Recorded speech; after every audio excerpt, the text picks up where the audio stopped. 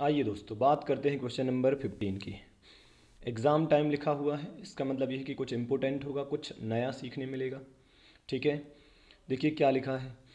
M N limited is commencing a new project. अब since ये नया प्रोजेक्ट है तो कुछ और भी कुछ नया देखने मिलने वाला है जो मैं बताऊंगा, है ना। वेट करिए आप थोड़ा सा। So M N limited is commencing a new project for manufacture of electric toys. ठीक है, the following cost information has been ascertained for annual production of 60,000 units at full capacity। मतलब जो डेटा दिया गया है वो 60,000 यूनिट का है, लेकिन 60,000 कौन सी यूनिट? फुल कैपेसिटी वाली यूनिट। मतलब अगर हम फुल कैपेसिटी पर काम करें तो 60,000 यूनिट बना लेंगे, है ना। जैसे होता है ना, कई बार अपन ने क्लास रेंट पर ले ली, कोचिंग चलाना है तो हमने क्लास रेंट पर ले ली और हमने एक रूम किराए पर लिया जिसका कैपेसिटी है सपोज 200 स्टूडेंट, है ना।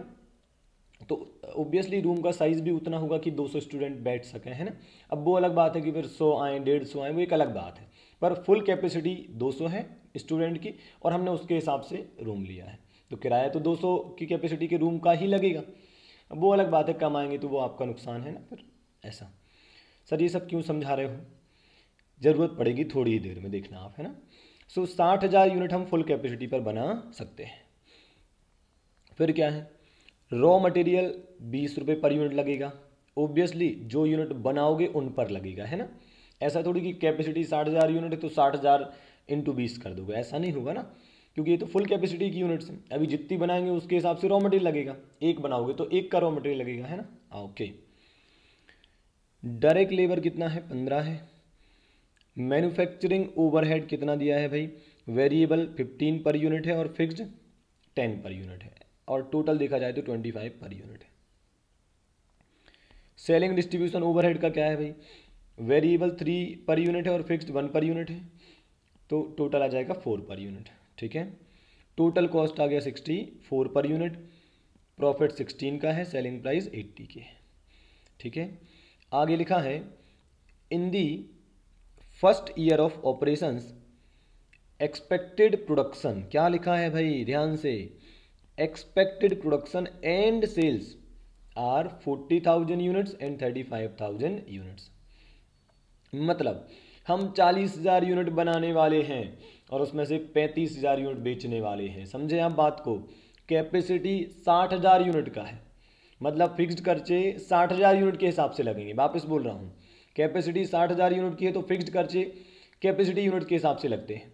ठीक बात है। जैसे जैसे मैंने अभी एग्जांपल दिया था, अगर आपने 200 बच्चों की कैपेसिटी का रूम किराए से लिया है, अब कितने भी बिठाओ किराया तो पूरा लगना है जितना रूम आपने लिया है ना। ओके, सो यहाँ पर 40,000 यूनिट आपने बनाए हैं, 35,000 यूनिट आप सेल करने वाले हैं। ठीक है, ओके।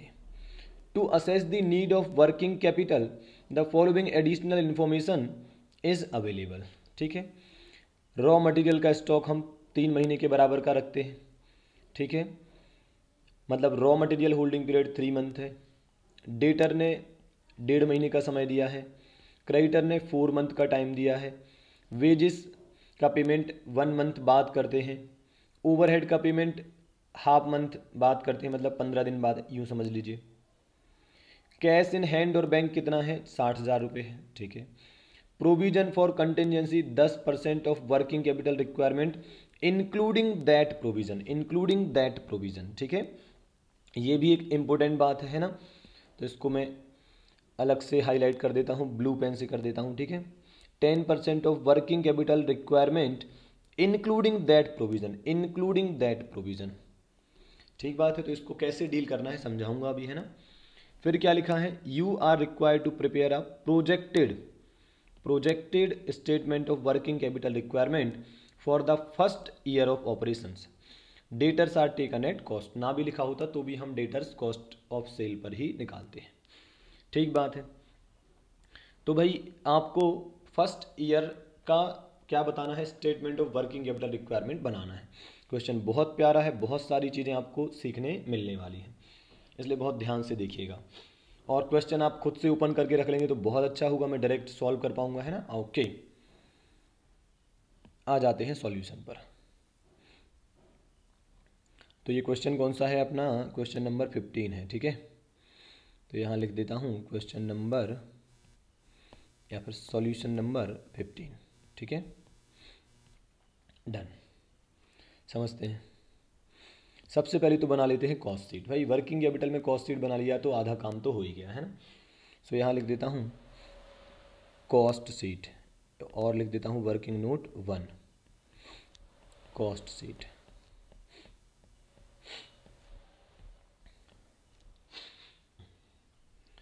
ठीक है, देखिए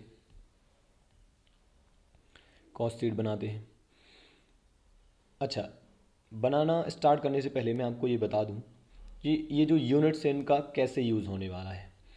60,000 यूनिट का क्या यूज़ होने वाला है, जितने भी फिक्स्ड खर्चे होंगे वो 60,000 यूनिट के हिसाब से लगेंगे। ठीक है, जितना भी प्रोडक्शन होगा तो 40,000 यूनिट के हिसाब से खर्चे लगेंगे। भाई जितनी यूनिट बनाओगे उतने का खर्चा लगेगा। और 35,000 यूनिट का क्या यूज़ है, भाई सेल्स की यूनिट का क्या यूज़ होगा आप ही बताओ। इसका यूज़ ये होगा कि जो सेल्स से रिलेटेड वेरिएबल एक्सपेंस होंगे, जो सेल्स से रिलेटेड वेरिएबल एक्सपेंस होंगे वो नंबर ऑफ यूनिट सोल्ड के हिसाब से लगते हैं। ठीक है, तो ये थोड़ा सा आपको ध्यान रखना है। मैं इसको लिख भी देता हूँ। ठीक है, तो और अच्छा हो जाएगा आपके लिए। इसको थोड़ा सा नीचे करके और यहाँ पर एक नोट डाल देता हूँ। ठीक है, नोट। क्या नोट है भाई, देखो नोट ये है कि जो आपके फिक्स्ड खर्चे होंगे, जो आपकी फिक्स्ड कॉस्ट होगी वो लगेगी कैपेसिटी यूनिट्स के हिसाब से। कैपेसिटी यूनिट्स के हिसाब से मतलब कितना कैपेसिटी यूनिट्स है हमारी, 60,000 यूनिट्स। ठीक है, ओके। फिर बात करते हैं कि जो आपकी सेलिंग डिस्ट्रीब्यूशन की कॉस्ट है, तो यहाँ लिख देता हूँ सेलिंग एंड डिस्ट्रीब्यूशन की, वो भी कौन सी वाली, वेरिएबल कॉस्ट। सेलिंग डिस्ट्रीब्यूशन का वेरिएबल वाला पोर्शन है ना, क्योंकि फिक्स्ड वाला तो टोटल कैपेसिटी यूनिट्स के हिसाब से लगता है ना। तो सेलिंग डिस्ट्रीब्यूशन की जो वेरिएबल कॉस्ट होगी वो लग जाएगी आपकी सेल्स के हिसाब से, है ना, नंबर ऑफ यूनिट्स सोल्ड। और अपने केस में कितनी है, 35,000 यूनिट्स। अब बची अदर कॉस्ट। अब जो भी कॉस्ट बची वो सब की सब किस हिसाब से लग जाएगी आपकी, यूनिट प्रोडक्शन के हिसाब से, है ना। तो यहाँ लिख देता हूँ प्रोडक्शन यूनिट्स। ठीक है, दैट इज़ अपने केस में कितनी है, 40,000 यूनिट्स। ये एक स्पेशल केस था, है ना, एक बात है जो आपको थोड़ा सा ध्यान में रखनी होगी। ठीक है, क्वेश्चन के एग्ज़ाम में पूछे जाने की संभावनाएं बहुत हैं। ओके, आइए अब स्टार्ट करते हैं। सो वर्किंग नोट 1 पर अपन बात कर रहे थे। कॉस्ट शीट बना देते हैं। सबसे पहले अपन लिखेंगे मटेरियल। मटेरियल कितना आ जाएगा, 40,000 इंटू 20 कितना आ जाएगा, ये आपका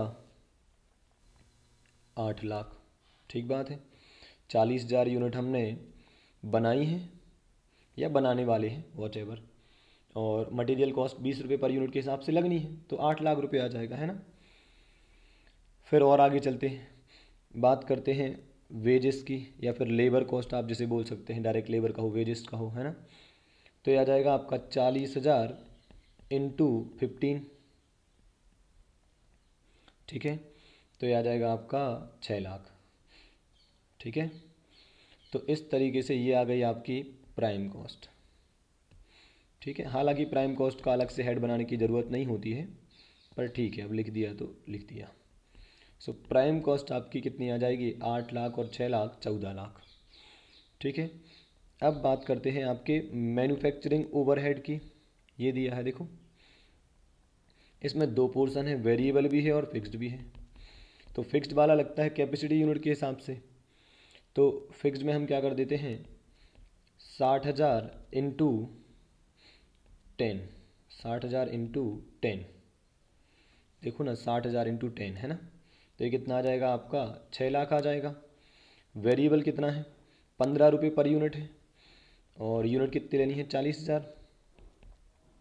ठीक है, तो सारे वेरिएबल खर्चे एक्सेप्ट सेलिंग डिस्ट्रीब्यूशन का वेरिएबल खर्चा किस हिसाब से लगेंगे, आपके यूनिट प्रोड्यूस्ड के हिसाब से लगते हैं ना। तो यहाँ भी आ जाएगा कितना, 6 लाख। ठीक बात है। तो इस तरीके से आप बताइए आपकी फैक्ट्री कॉस्ट कितनी आ जाएगी, आपकी फैक्ट्री कॉस्ट कितनी आ जाएगी। ये आ जाएगी 14 और 6 20 लाख और 6 26 लाख है ना, 26 लाख आ गया। फिर आपका आ जाएगा ओपनिंग WIP जो कि है ही नहीं, क्लोजिंग WIP गिवन ही नहीं है, तो ये आ गया आपका नेट फैक्ट्री कॉस्ट कहें आप इसे या फिर COP कहें, है ना। एडमिन खर्चों को अपन लेते ही नहीं हैं, अपन लेते हैं जनरल एडमिन ओवरहेड के रूप में। हालांकि कई बार वो ऐसा भी करते हैं, कभी कभी करते हैं कि वो उसे जो एडमिन ओवरहेड होते हैं उसे प्रोडक्शन से रिलेटेड मान लेते हैं। अब प्रोडक्शन से रिलेटेड मानेंगे तो वो COP का पार्ट बनेगा, है ना। ठीक है, पर अपन तो जनरल मान रहे हैं और हमेशा आपको एडमिन ओवरहेड का नोट लिखना ही है, क्योंकि वो लोग पगले हैं, कुछ भी कभी भी चेंज कर देते हैं, है ना। तो नोट लिखकर अपना डिफेंस जरूर खेल कर आना है। Okay, so net factory cost या फिर COP आपका अगेन कितना आ जाएगा, 26 लाख ही आ जाएगा। ठीक है, फिर बात करते हैं ओपनिंग और क्लोजिंग फिनिश गुड की। ओपनिंग फिनिश गुड जो कि होगा ही नहीं, बताओ कोई बता सकता है ओपनिंग क्यों नहीं होगा। ओपनिंग WIP और क्लोजिंग WIP भी नहीं था, गिवन ही नहीं था। अच्छा, ओपनिंग फिनिश गुड क्यों नहीं होगा, सिंपल सी बात है, ये नया प्रोजेक्ट है, देखो न्यू प्रोजेक्ट है। जब कोई काम आप पहली बार करोगे, जब आप कोई काम पहली बार करोगे तो ओपनिंग स्टॉक थोड़ी ना होगा। क्लोजिंग अलग बात है कि हो सकता है ना। सो ओपनिंग तो किसी का नहीं होगा नए प्रोजेक्ट के केस में। तो इस पर मैं और भी कुछ बताने वाला हूँ, ध्यान से सुनिएगा आप इसे, है ना। न्यू प्रोजेक्ट वाले मैटर पर और डिस्कशन करेंगे अपन, है ना। ओके, तो ओपनिंग तो होगा नहीं। अब बात आती है क्लोजिंग की, क्या क्लोजिंग है। हाँ क्लोजिंग है, क्लोजिंग फिनिश गुड होगा। बताइए क्यों होगा, क्योंकि आपने कितनी यूनिट, देखो आप एक सेकेंड, कितनी यूनिट आपने बनाई है, 40,000 यूनिट, और बेचनी कितने वाले हो, 35,000, मतलब 5,000 यूनिट बच जाएंगी, है ना। तो क्लोजिंग स्टॉक तो ज़रूर होगा भाई, है ना। तो चलो क्लोजिंग स्टॉक का वैल्यूएशन करते हैं। कैसे करेंगे, अगर 26 लाख की कॉस्ट 40,000 यूनिट की है, ठीक कह रहा हूँ मैं, सोच लो आप, 40 के लिख देता हूँ 40,000 को, ठीक है। तो 26 लाख की जो कॉस्ट है वो 40,000 यूनिट की है, ठीक है। तो बताओ जो बची है वो कितनी है, 5,000 है। 5,000 यूनिट की कॉस्ट क्या होगी, सिंपल कैलकुलेट करके देख लेते हैं। 26 लाख डिवाइड बाय 40,000 इंटू 5,000, ये आएगा 3,25,000, ठीक है। तो यहाँ लिख देता हूँ 3,25,000। ओके, तो ये आ गया आपका क्लोजिंग फिनिश गुड्स, ठीक है। अब बताइए आपका COGS कितना आएगा, COGS कितना आएगा, 26 लाख माइनस 3,25,000, तो ये आएगा 22,75,000। ओके, अब आ जाते हैं एडमिन ओवरहेड पर, ठीक है। एडमिन ओवरहेड में क्या लिखा था उन्होंने, देखो ज़रा, एडमिन, अच्छा एडमिन तो है ही नहीं, तो डिस्कशन ही ख़त्म हो गया, है ना। फिर सेलिंग डिस्ट्रीब्यूशन का क्या स्टेटस है भाई, इसमें वेरिएबल भी हैं और फिक्स्ड भी हैं, ठीक है। तो वेरिएबल ओवरहेड को 40,000 से मल्टीप्लाई कर देते हैं, 40,000 इंटू कितना है, 3 रुपये के हिसाब से, सॉरी 40,000 से नहीं 35,000 से, है ना। सेलिंग डिस्ट्रीब्यूशन का वेरिएबल खर्चा 3 रुपये पर यूनिट है, मतलब 1 यूनिट सेल करते हैं तो 3 रुपये का ओवरहेड लगता है ना। तो 35,000 इंटू 3, और नीचे क्या आ जाएगा आपका 60,000 इंटू 1। तो सबसे ज़्यादा ध्यान देने वाली बात यह है कि ये लोग कैपेसिटी यूनिट्स के हिसाब से फिक्स कॉस्ट निकालते हैं ना, और सही भी है वो, है ना। ओके, तो यहाँ आ जाएगा 1,05,000 और यहाँ आ जाएगा 60,000, ठीक है। तो 0.60 लाख। अब अपन इनका कर देते हैं टोटल, ताकि हमारी कॉस्ट ऑफ सेल आ जाए, ठीक है।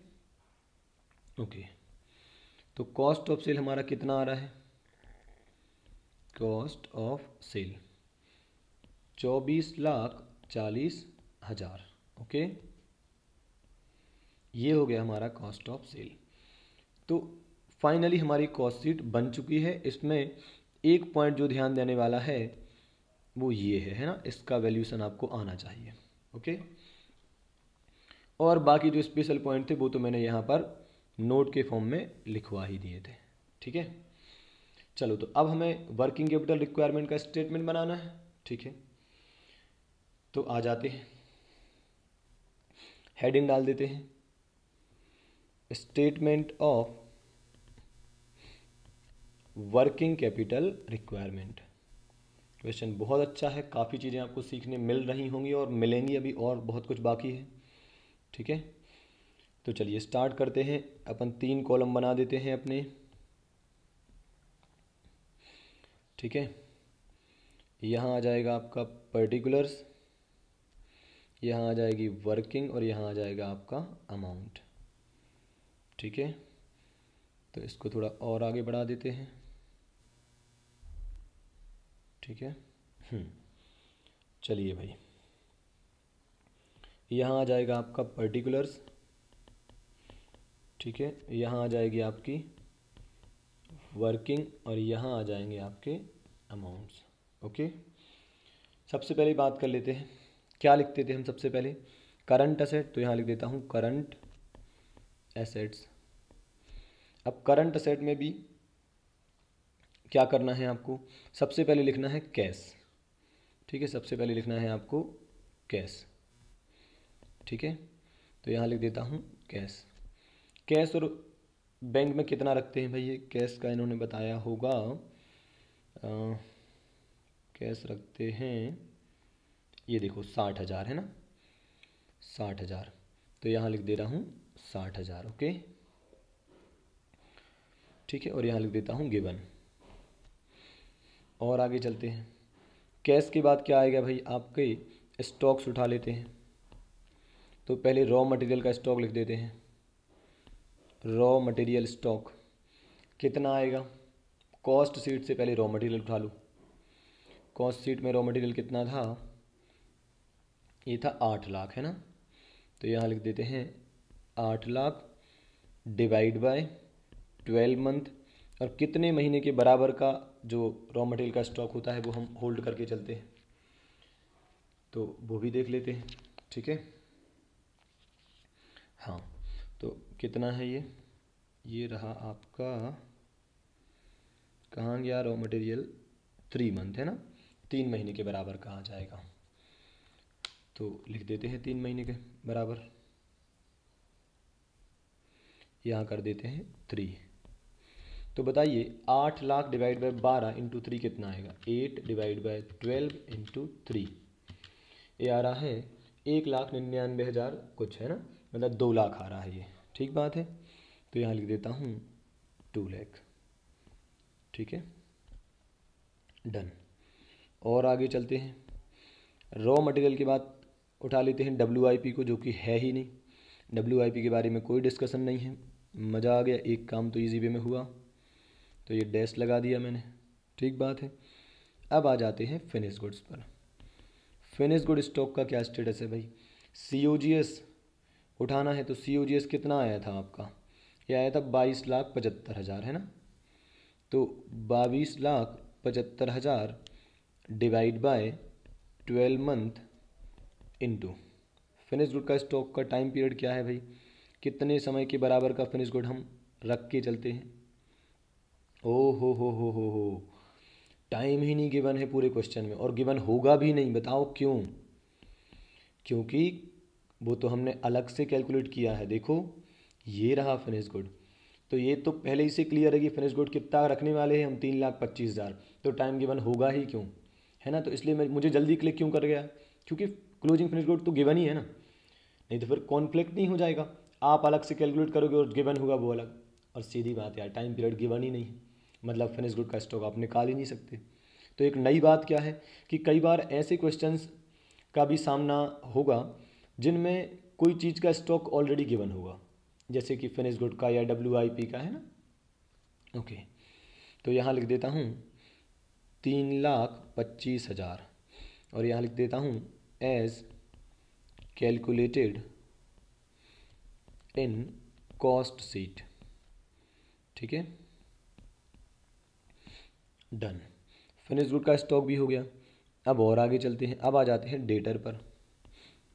डेटर में चाहिए हमें कॉस्ट ऑफ सेल। तो कॉस्ट ऑफ सेल हमारी कितनी आई थी, 24,40,000।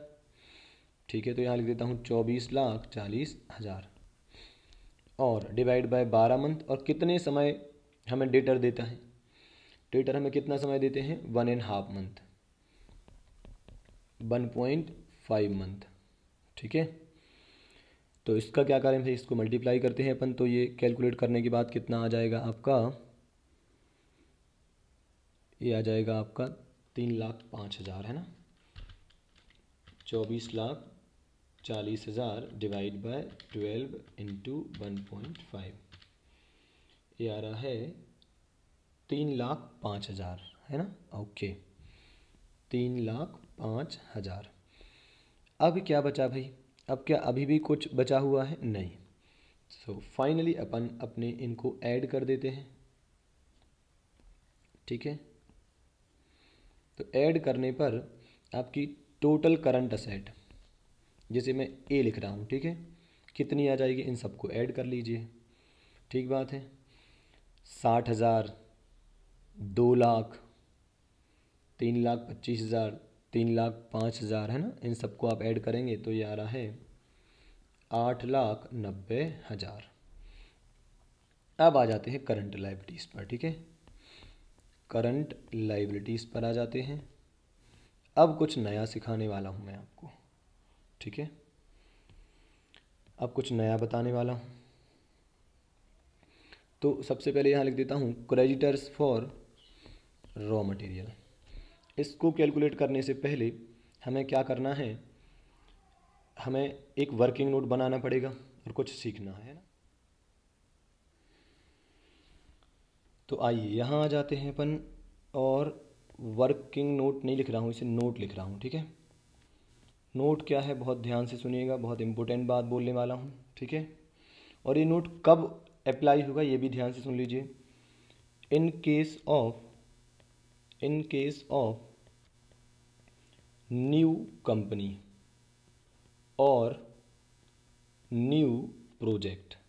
ठीक है, कब अप्लाई होगा, in case of new company और न्यू प्रोजेक्ट, मतलब जब नई कंपनी स्टार्ट हुई है या फिर कोई नया प्रोजेक्ट स्टार्ट हुआ है। ठीक है, तभी ऐसा कुछ होगा जो अब बताने वाला हूँ। वो क्या है, ये जो नोट लिखवा रहा हूँ, ये लिखवा रहा हूँ क्रेडिटर्स फॉर रॉ मटेरियल के लिए। ठीक है, क्रेडिटर्स फॉर रॉ मटेरियल के लिए क्या है देखिएगा, यहाँ पर आ जाते हैं अपन, इसके 2 कांटे निकाल दिए अपन ने। अभी समझना, यहाँ लिख रहा हूँ एग्जिस्टिंग कंपनी, एग्जिस्टिंग कंपनी मतलब जो ऑलरेडी चल रहा है कोई बिजनेस एंटिटी, और यहाँ आ जाएगा न्यू कंपनी। ठीक है, एग्जिस्टिंग कंपनी केस में क्या होने वाला है, न्यू में क्या होने वाला है, आइए देख लेते हैं। तो ऐसे समझिए, अभी तक जब हम क्रेडिटर्स फॉर रॉ मटेरियल निकालते थे, पहले आप बताओ नॉर्मली क्या होना चाहिए, है ना। सो नॉर्मली क्या होना चाहिए, यहाँ लिख देता हूँ पहले, normally creditors should be calculated on credit purchase. और नॉर्मली क्या इम्प्लाइड है यार, ये तो मतलब जनरल सी बात है कि क्रेडिटर तो क्रेडिट परचेस से ही निकलेंगे ना। ठीक है, लेकिन अपन अभी तक क्या करते आए हैं, अपन क्या करते आए हैं, अपन रॉ मटेरियल कंज्यूम्ड को, अपन रॉ मटेरियल कंज्यूम्ड को ही क्या मानते आए हैं, credit purchase.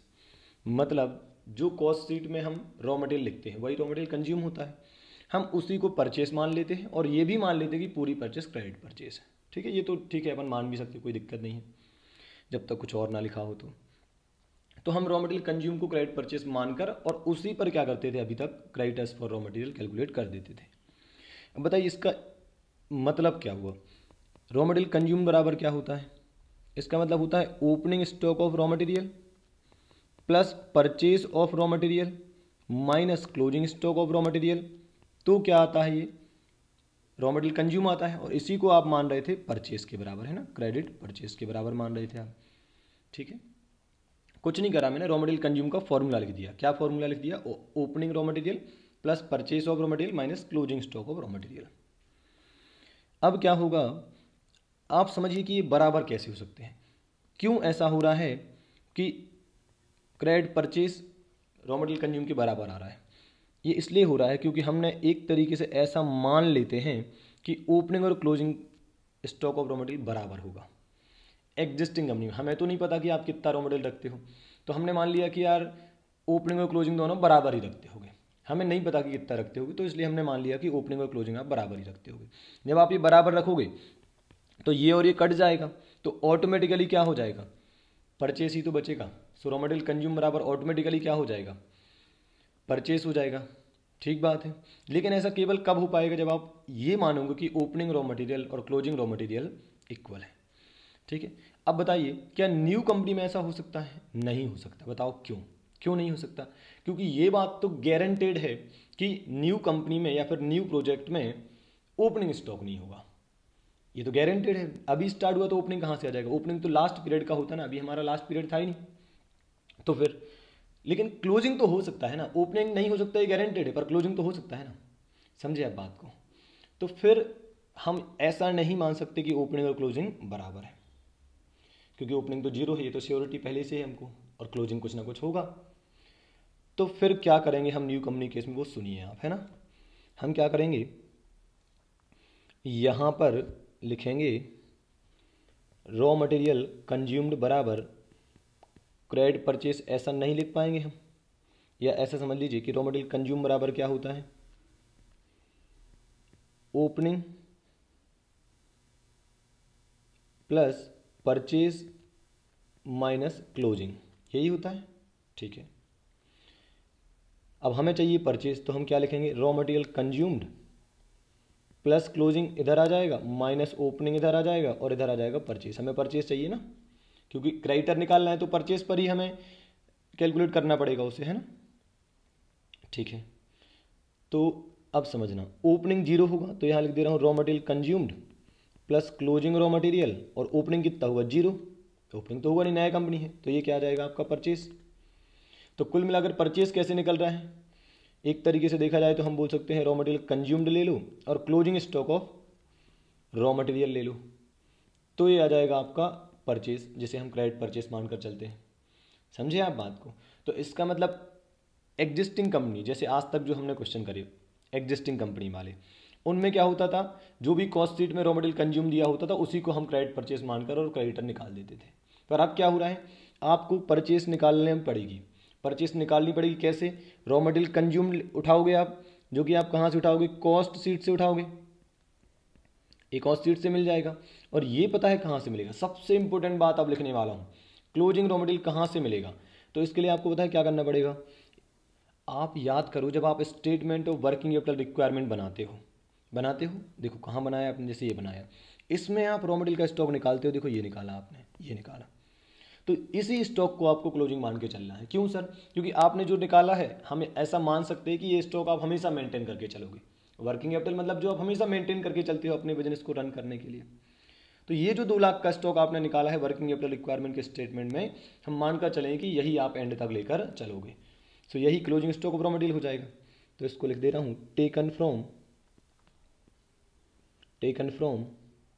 Statement of working capital requirement. Okay, done. तो ऐसे करके आपका निकल जाएगा परचेज या credit purchase of raw material. ठीक है, तो वहाँ से आपके क्रेडिटर निकल जाएंगे। तो ये नोट आपके लिए बहुत इंपॉर्टेंट है, इसे बहुत ध्यान से लिख लीजिएगा। ठीक है, इसको मैं बॉक्स में बंद कर देता हूँ, रेड बॉक्स से बंद कर देता हूँ। ठीक है, ये केवल इस क्वेश्चन के लिए नहीं है, ये हर आने वाले क्वेश्चन के लिए है। और एग्ज़ाम में मेरी आपसे रिक्वेस्ट है कि वर्किंग कैपिटल को टच करने से पहले ये पढ़ लेना, ये देख लेना कि क्वेश्चन में न्यू कंपनी तो नहीं लिखा है कहीं, है ना। क्योंकि न्यू कंपनी होगा तो क्रेडिटर का जो कैलकुलेशन है वो थोड़ा सा बदल जाएगा। Okay, done. अब बना देता हूँ वर्किंग नोट। अब बना देता हूँ वर्किंग नोट। ठीक है, तो वर्किंग नोट कौन सा है ये? पहला वर्किंग नोट आपका काय का था? कॉस्ट शीट का था। दूसरा वर्किंग नोट बना देता हूँ मैं काय का? Creditors for. अच्छा, यहाँ अलग से वर्किंग नोट बनाने की जरूरत नहीं है, अपन यहाँ कैलकुलेट कर देते हैं ना। क्रेडिटर्स फॉर रॉ मटेरियल यहाँ पर है ना, वर्किंग के लिए स्पेस। ठीक है, देखो क्या करेंगे, सबसे पहले रॉ मटेरियल कंज्यूम्ड उठा लो। कहाँ से? कॉस्ट शीट से। कितना दिया है कॉस्ट शीट में? 8 लाख है ना। सो 8 लाख तो हमने ये उठा लिया, प्लस ऊपर कितना लिखा था, ये निकाला था 2 लाख। ये सबसे इम्पोर्टेंट बात है। ठीक बात है, ये सबसे इम्पोर्टेंट बात थी हमारे लिए। तो यहाँ लिख देता हूँ 2 लाख, तो ये टोटल हो गया 10 लाख। अब डिवाइड बाय कर दो 12 से और देख लो क्रेडिटर कितना टाइम हमें अलाउ करते हैं। तो क्रेडिटर का टाइम दिया था 4 मंथ है ना। बस इसे कैलकुलेट कर दो। ठीक है, कितना आएगा ये आ रहा है आपका 3,33,333। ठीक बात है, सिंपल 10 डिवाइड बाय 12 इंटू 4। ठीक है, 3,33,333। अब बस अब क्वेश्चन में कुछ खास बचा नहीं है, आगे आ जाते हैं क्रेडिटर्स फॉर एक्सपेंसेस। ठीक है, एक्सपेंसेस का क्या बोला है भाई उन्होंने? एक्सपेंसेस की जगह उन्होंने ओवरहेड्स बोला है। ठीक है, और वेजेस का कैलकुलेशन हमें करना है। दो चीज़ों का कैलकुलेशन अभी बाकी है। ठीक है, तो पहले देख लेते हैं, वेजेस को निपटा देते हैं पहले। क्या बोलते हो आप, है ना? वेजेस पहले आए तो पहले वेजेस को निपटाते हैं। वेजेस का क्या स्टेटस है भाई, कितनी है वेजेस?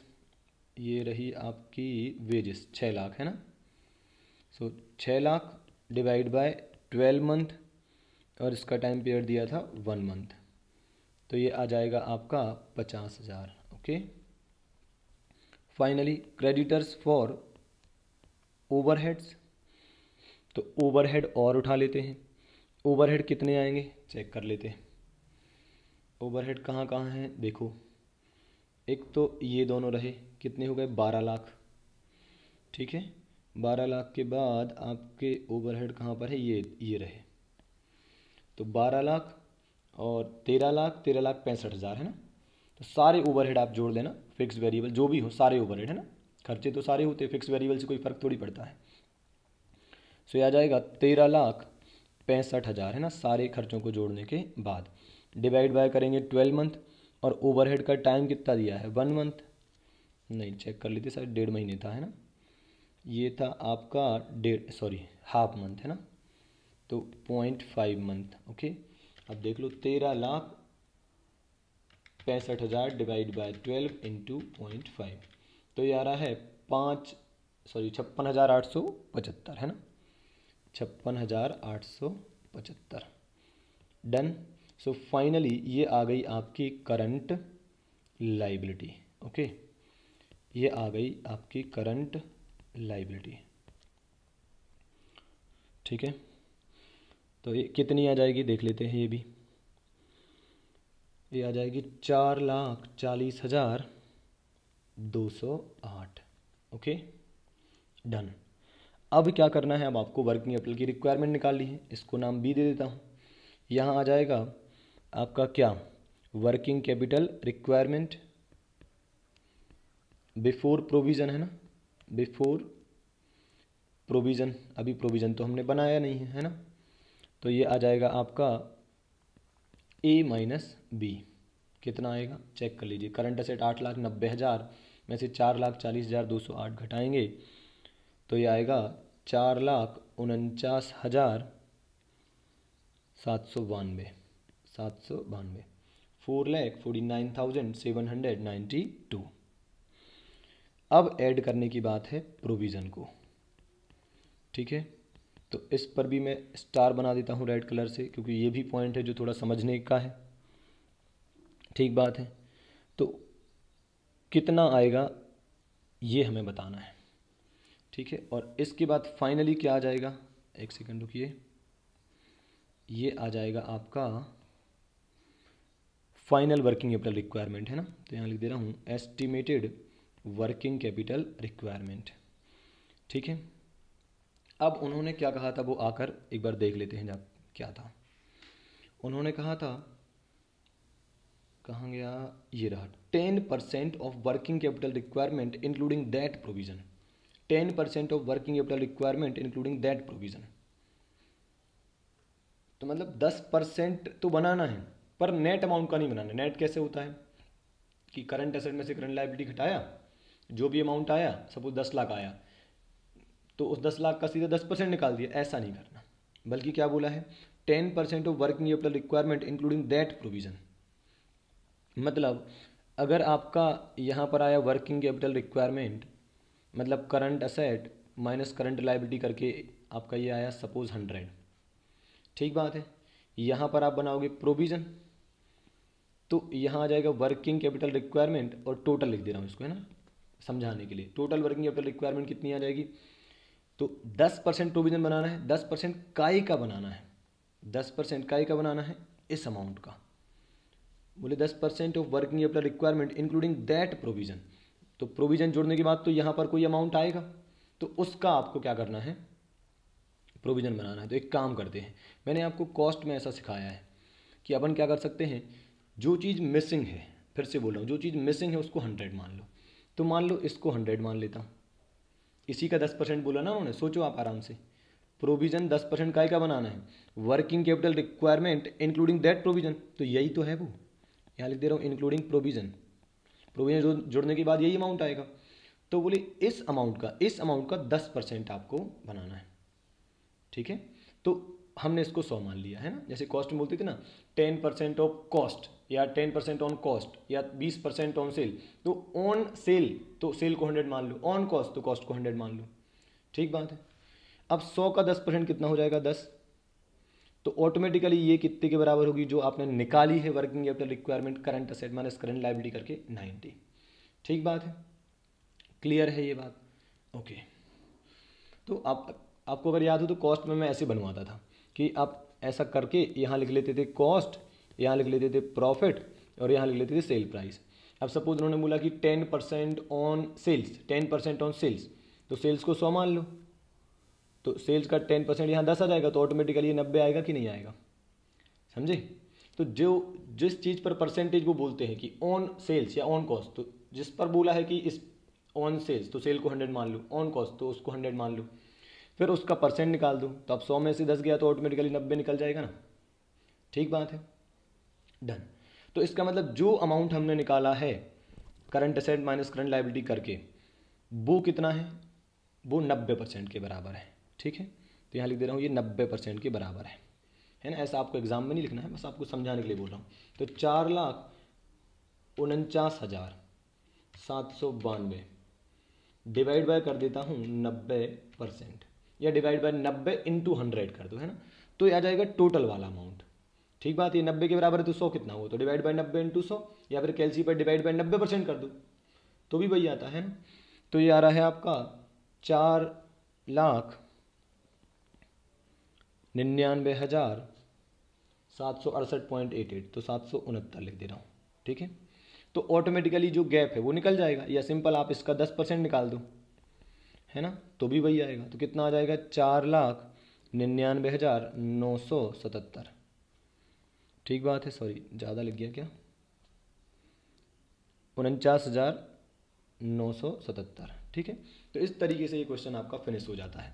तो इसमें क्या क्या सीखने मिला, एक तो हमें ये प्रोविज़न वाली बात भी सीखने मिली, क्योंकि अब कई सारे क्वेश्चन ऐसे भी मिलेंगे आपको जिनमें प्रोविज़न इस तरीके से बनाना होगा, ठीक है। तो जब भी वो बोलेंगे इंक्लूडिंग दैट प्रोविज़न, तो आप इसे 100 मान लेना।